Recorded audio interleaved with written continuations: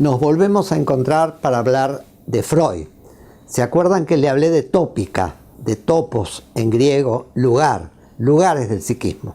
Y la primera tópica era consciente, preconsciente, inconsciente. Eso causó mucho revuelo en las ciencias sociales, especialmente en ese momento en la medicina, la neurología. Pero hay una segunda tópica que no contradice la primera. Es otra manera de mirar el psiquismo. La segunda tópica es ello, superyo, yo. El ello. El ello sería como una síntesis del impulso de vida, un conjunto de deseos, atracciones, todavía muy indiscriminadas, que supone Freud, hipotetiza Freud, existen en el bebé, que nace y siente deseos, miedos, horrores, atracciones, maravillas, cosas siniestras, en ese momento terrible que pasamos todos y lo olvidamos, que es el nacimiento. El ello no discrimina, el ello desea, el ello toma al otro como algo para poseer, diría Freud en sus fases, algo para chupar en la fase oral, algo para, perdónenme la palabra, para cagar en su fase anal, algo para mostrarle que yo soy más importante en su fase fálica, y en su fase genital, alguien que es un sujeto de derechos, de deseo, de gustos y disgustos. Esto lo vamos a ver cuando veamos el yo. Pero el ello no discrimina, va hacia el objeto, se apodera del objeto de alguna manera. El superyo es lo primero no yo que aparece en el psiquismo del bebé. Alguien que lo quiere dominar, alguien que le pone límites, alguien que tarda en darle de comer, alguien que lo castiga, alguien que cuando es más grande le dice te vas a tu cama, porque vos no sos, tu mamá no es tuya, tu mamá es mi mujer, es tu madre, pero es mi mujer, así que vos te vas a tu cama, y no por mi capricho, no por mi deseo, sino porque es la ley, es la cultura, es la manera, no se lo dicen esas palabras, pero le dice, la nena de la casa de al lado, duerme en la cama de mamá y papá, o en su camita, el nene de enfrente, duerme en su camita, entonces a tu camita, y algunos lo dicen de una manera más brutal, otros de una manera más razonable, pero igual al chico le cae horrible, horrible. Eso queda, según Freud, en el inconsciente de todos nosotros, y en situaciones adultas a veces tomamos posiciones, hacemos regresiones a la etapa infantil y tomamos posiciones parecidas a las de aquellas escenas. Por ejemplo, yo soy un empleado, tengo delante la oficina del jefe y al lado la del gerente. A mí se me ocurrió un proyecto que haría ganar rentabilidad a la empresa, abreviando un trámite o poniéndole a una máquina un pendorchito que la hace funcionar mejor, y tengo un deseo enorme de contárselo al gerente para que el gerente diga, qué bien Simonetti, esto nos hace muy bien a la empresa, usted se merece un aumento de sueldo o un puesto. Deseo tanto eso que cuando aparece, sale de su oficina el jefe y me dice, ¿a dónde va Simonetti? Hablar con el gerente es un asunto personal, no, sí, personal, pero no personal. Bueno, no, acá hay un reglamento que dice que para hablar con el gerente usted primero tiene que comunicarle al jefe que va a hablar con él. Entonces yo me lleno de bronca contra el jefe que interrumpe mi deseo, que no me deja realizar mi deseo, y me pongo furioso y llego a mi casa y le digo a mi mujer, lo voy a matar, aunque vaya preso yo lo mato. Es un maldito que me quiere arruinar la vida. ¿Qué te hizo? No, me dijo que antes de hablar con el gerente tenía que hablar con él. Entonces, Mi mujer ve como una desproporción en mis sentimientos. Ve como el pequeño bloque de hielo que hace hundir un transatlántico. Dice, vos estás loco. Lo vas a matar y vas a ir preso porque no te dejó hablar con el gerente. Ella nota esa desproporción. Entonces, dijimos, el ello busca indiscriminadamente el objeto del deseo.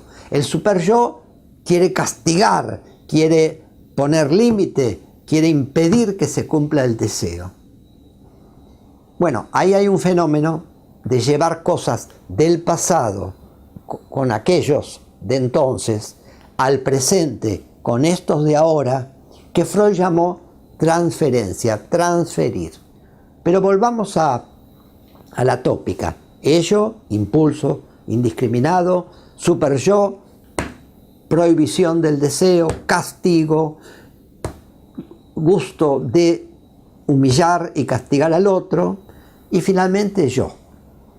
Cuando consigo ubicarme desde mi yo, diría Freud, ya en mi fase genital, en mi fase, no está hablando de coito, está hablando de genitalidad, que quiere decir ver al otro como sujeto de derechos, de deseo, de gustos y disgustos. Desde el principio de realidad, encauzando el principio de placer. En el ello, el placer es apoderarme del otro o del objeto de mi deseo. En el superyo, el placer también es narcisista, está centrado en mí mismo. Es el placer de castigar, de humillar, de aplastar, de impedirle su deseo. En cambio, en el yo, cuando hablamos desde el yo, tratamos de que nuestra búsqueda de placer se encauce en los límites de una ley determinada por la cultura de la que formamos parte, que es distinta. Pichon Rivière usa el concepto de hombre en situación histórico-social. La ley no es la misma para un esquimal que le dice al visitante que duerma con su mujer porque es la costumbre en los iglú del Ártico, o lo era porque me dicen que no hay más iglú. No es la misma que en una ciudad donde se supone que el visitante duerme en su pieza o se va a su casa. Entonces, ello, impulso; superyo, impedir el deseo del otro desde un principio de castigo sádico; yo, ver al otro desde la realidad, ver al otro como otro. Esto regula la conducta y hace que muchas veces seamos adultos y le digamos al otro, ¿vos querés formar un equipo conmigo para trabajar? Mirá, si no querés, decímelo, porque yo comprenderé que a vos no te gusta. En cambio, la otra manera es decirle, supongo que aceptarás formar un equipo conmigo. O, ¿desde dónde es eso? Del superyo. Supongo, no vas a ser tan bruto de no querer formar un equipo conmigo.